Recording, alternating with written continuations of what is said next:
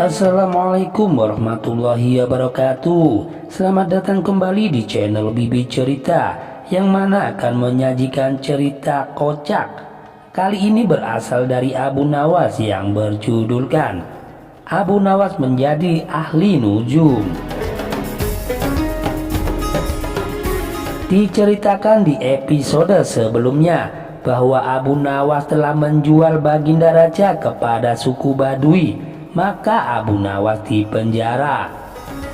Abu Nawas masih menyeram di penjara, namun begitu Abu Nawas masih bisa menyelesaikan pekerjaannya dengan memakai tangan orang lain.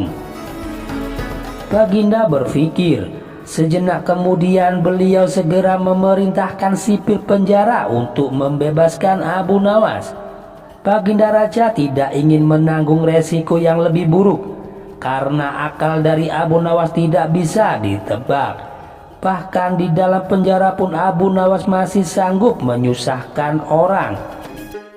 Keputusan yang dibuat Baginda Raja untuk melepaskan Abu Nawas memang sangat tepat.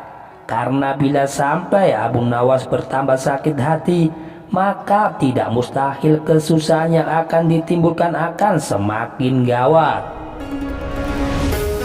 Kini hidung Abu Nawas sudah bisa menghisap udara kebebasan di luar. Istri Abu Nawas menyambut gembira kedatangan dari suaminya yang selama ini sangat dirindukannya. Abu Nawas juga bergembira, apalagi melihat tanaman kentangnya akan membuahkan hasil yang bisa dipetik dalam waktu dekat. Abu Nawas memang girang bukan kepalang, tetapi ia juga merasa gundah. Bagaimana Abu Nawas tidak merasa gundah gulana sebab Baginda sudah tidak lagi memakai perangkap untuk memenjarakan dirinya, tetapi Baginda Raja langsung memenjarakannya. Maka tidak mustahil bila suatu ketika nanti Baginda langsung menjatuhkan hukuman pancung. Abu Nawas yakin bahwa saat ini Baginda pasti sedang merencanakan sesuatu. Akhirnya Abu Nawas menyiapkan payung untuk menyambut hujan yang akan diciptakan dari Baginda Raja. Pada suatu ketika Abu Nawas mengumumkan dirinya sebagai ahli nujum atau tukang ramal nasib. Sejak membuka praktek ramal-meramal nasib, Abu Nawas sering mendapat panggilan dari orang-orang yang terkenal. Kini Abu Nawas tidak saja dikenal sebagai orang yang handal dalam menciptakan gelak tawa, tetapi juga sebagai ahli ramal yang jitu. Mendengar Abu Nawas mendadak menjadi ahli ramal, maka Baginda Raja Harun al-Rasyid merasa khawatir. Baginda curiga, jangan-jangan Abu Nawas bisa membahayakan kerajaan. Maka tanpa pikir panjang Abu Nawas ditangkap lagi. Abu Nawas yang sejak semula yakin bahwa Baginda Raja kali ini berniat akan menghabisi riwayatnya, tetapi Abu Nawas tidak begitu merasa gentar. Mungkin Abu Nawas sudah mempersiapkan tameng.